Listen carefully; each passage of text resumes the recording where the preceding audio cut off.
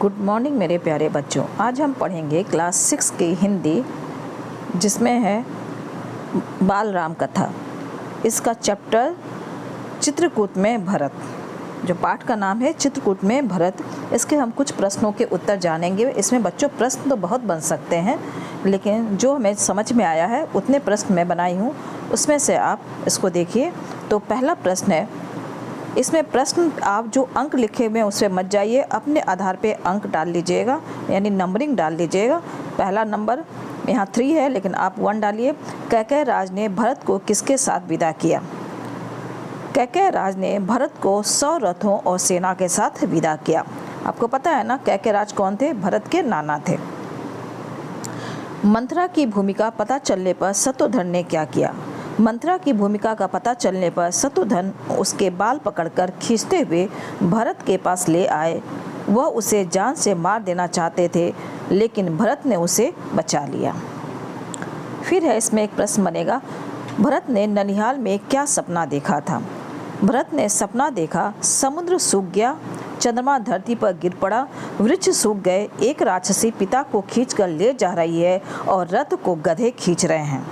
फिर प्रश्न है, भरत के अनुसार वन किसको जाना चाहिए था? भरत के अनुसार वन को माता कैकेयी को जाना चाहिए था। आगे देखिए, माता कौशल्या ने आहत अवस्था में यानी दुखी अवस्था में भरत से क्या कहा?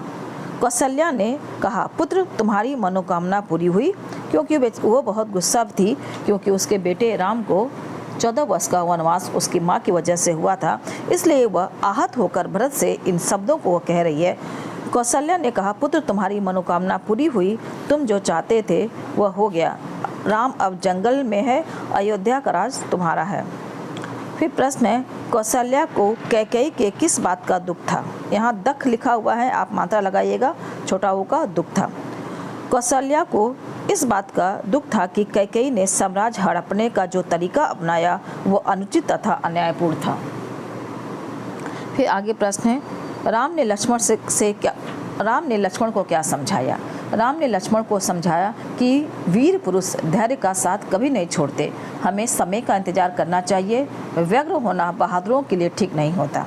फिर प्रश्न है, चित्रकूट में किसका आश्रम था? चित्रकूट में महर्षि भारद्वाज का आश्रम था। फिर प्रश्न है, अयोध्या पहुंचने पर भरत ने क्या महसूस किया? अयोध्या पहुंचने पर भरत को अयोध्या असमान, जैसे समान तरीके से अयोध्या नहीं थी, बिल्कुल ही अलग लग रही थी। वहाँ का माहौल उन्हें बदला बदला लगा, उन्हें अनिष्ट की आशंका होने लगी। जब उन्होंने सड़कें सूनी होने और बाग बगीचों में उदासी के माहौल का कारण पूछा तो उन्हें इसका कोई उत्तर नहीं मिला। फिर है प्रश्न, भरत को रानी कौशल्या ने क्या कहा? आहत कौशल्या ने भरत से कहा कि तुम्हारे पिता का निधन हो गया है, अब अयोध्या का राज तुम्हारा है। लेकिन कैकेयी द्वारा राज लेने का अपनाया गया तरीका अनुचित था।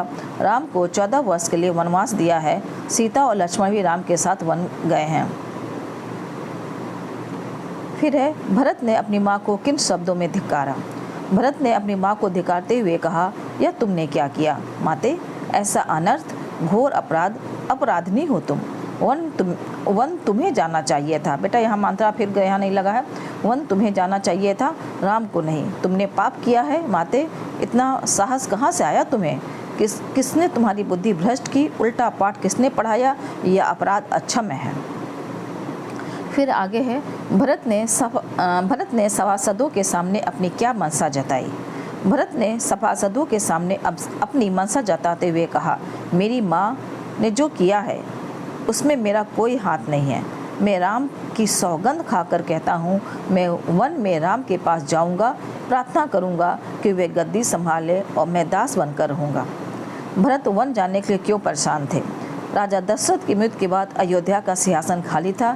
यह देखकर महर्षि वशिष्ठ ने भरत और शत्रुघ्न को बुलाकर राजकाज संभालने के लिए कहा। भरत ने मुनि का अनुरोध स्वीकार करते हुए राजगद्दी पर राम का अधिकार बताया।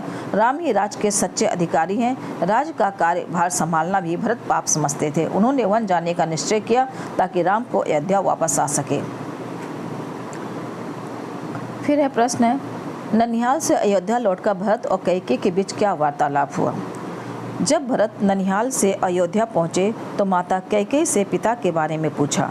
माता कैकेयी ने पिता के निधन का समाचार दिया। भरत यह सुनकर शोकाकुल होकर विलाप करने लगते हैं। फिर भरत ने माता कैकेयी से पूछा कि क्या पिता ने उनके लिए कोई अंतिम संदेश दिया था। माता ने इनकार किया। कैकेयी तब उन्हें अपने वरदान की पूरी कहानी सुनाते हुए कहती है कि उन्होंने ही राम को वन भेजने की प्रार्थना दशरथ से की थी। यह सब उन्होंने भरत के लिए हित के लिए किया था, इसलिए भरत को अयोध्या का राज संभालने को कहती है। तब भरत का क्रोध फूट पड़ता है। उन्होंने माता कैकेयी को बहुत बुरा भला कहा। माता ने उन्हें समझाने का प्रयास किया। उसने जो भी किया वह उसके भलाई के लिए किया। भरत माता को धिक्कारते हुए कहते हैं कि वह राम को मनाकर वापस लाएंगे और उनके दास बनकर रहेंगे। यह कहकर वे काफ़ी उत्तेजित हो गए और चकरा कर धरती पर गिर पड़े। फिर प्रश्न है, भरत ने वन जाने का निर्णय क्यों लिया? उसके चित्रकूट यात्रा का वर्णन करें। भरत ने राम को वन से मनाकर वापस अयोध्या लाने के लिए वन जाने का निर्णय किया। वह अपने पूरे दल बल के साथ चित्रकूट की ओर चल दिए। पहले तो निषाद राज गुह को सेना देखकर कुछ संदेह हुआ, पर यह सही स्थिति पता चलते ही उन्होंने भरत की आगवानी की। उन्होंने गंगा पार करने के लिए भरत के लिए 500 नावें जुटा दी।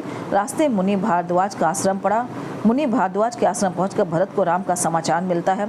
आश्रम में रात बिताकर सभी अगली सुबह उस पहाड़ी की ओर चल पड़ते हैं जिस पर राम पर्णकुटी निवास था। वे शत्रुघ्न के साथ नंगे पैर पहाड़ी को प्रणाम कर उसे चढ़ने लगते हैं। भरत की सेना देखकर लक्ष्मण को लगा कि भरत उन्हें मार डालना चाहते हैं। उन्होंने सेना का औचित्य समझ नहीं आ रहा था। राम ने लक्ष्मण को समझाया कि शांत रहे। भरत राम के समीप पहुंचकर उनके चरणों में गिर पड़े। भरत पिता के निधन का दुखद समाचार राम को देने में हिचकिचा रहे थे। भरत ने राम को से अयोध्या वापस जाकर राज ग्रहण करने का अनुरोध किया, जिसे राम ने दृढ़तापूर्वक इनकार कर दिया। राम पिता के सच्चे भक्त थे, यह कैसे स्पष्ट कीजिएगा? राम पिता के सच्चे भक्त थे, कैसे स्पष्ट कीजिए? कैसे स्पष्ट कीजिए, इसको सही बताइए। उत्तर देखिए, राजा दशरथ व मुनि वशिष्ठ से परामर्श के बाद दरबार में राम को राजा बनाने की घोषणा की गई, किंतु कैकेयी द्वारा राजा दशरथ की इच्छा का पता चलते ही राम राज का लोभ मोह छोड़कर पिता का वचन निभाने वन चले गए।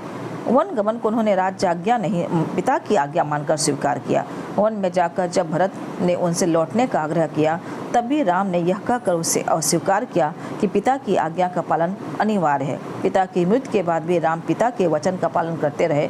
राम को मुनि वशिष्ठ द्वारा राज का संभालने के लिए कहने पर भी उनका जवाब था कि चाहे चंद्रमा अपनी चमक छोड़ दे, सूर्य पानी की तरह ठंडा हो जाए, हिमालय शीतल ना रहे, समुद्र की मर्यादा भंग हो जाए, परंतु मैं पिता की आज्ञा की अवहेलना नहीं कर सकता। इन उपयुक्त आधारों पर हम कह सकते हैं कि राम पिता के सच्चे भक्त थे। भरत का त्याग इस पाठ में बहुत बड़ा उदाहरण है। कैसे? पाठ के आधार पर लिखिए या समझाइए, इस तरह से आपको आ सकता है। उत्तर लिखिएगा, भरत को अयोध्या के राज के प्रति जरा भी लोभ नहीं था। उन्होंने राम को सच्चा उत्तराधिकारी बताते हुए वहां का राज ठुकरा दिया।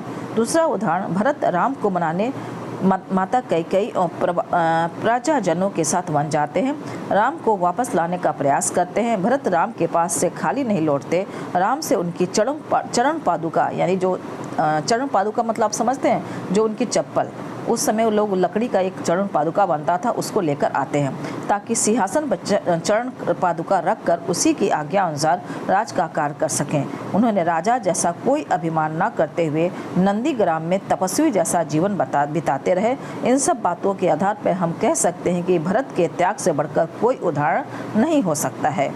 कि बहुत सारे बन सकते हैं, लेकिन इतना ठीक है। आप लोग जो समझ में आया, आप जितना भी आपको प्रश्न करना है, प्रश्न का उत्तर उतना अपने कॉपी में लिखिए और इसको याद करिए। अगर आप पूरा पाठ पढ़ेंगे अच्छे से तो और भी प्रश्न अगर आपके पास सामने आएगा तो अपने मन से भी आप बनाकर इसको लिख सकते हैं। थैंक यू बच्चों, बाय बाय।